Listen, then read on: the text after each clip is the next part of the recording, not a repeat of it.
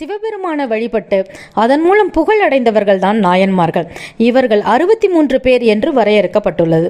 சைவ திருமுறைகள் அப்படின்னு அழைக்கப்படுற 12 திருமுறைகள் நாயன்மார்களுடைய பாடல்களால் தொகுக்கப்பட்டது. முதல் 3 திருமுறைகள் திருஞான சம்பந்தராலும், 4, 5, 6 திருநாவுக்கரசராலும், 7ஆம் திருமுறை சுந்தரராலும் பாடப்பட்டு பண்ணோடு அமைந்த இசைப்பாடலாக இருக்கு. நாயன்மார்களில் சிலர் மட்டுமே சமய நூல்களெல்லாம் புலமை உடையவங்களாக இருந்தாங்க. மற்றவர்களெல்லாம் மிக சிறந்த பக்தர்களாக மட்டும்தான் இருந்தாங்க.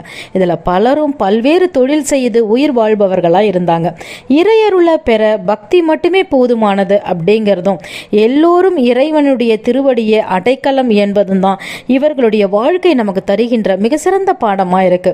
63 நாயன்மார்கள்ல காரைக்கால் அம்மையார், மங்கையர்க்கரசி, இசைஞானியார் இந்த 3 பேருமே பெண் நாயன்மார்களாக இருக்காங்க. இதுல காரைக்கால் அம்மையார் மட்டுமே அமர்ந்த நிலையில காட்சியளிக்கிறார். சிவாய நம.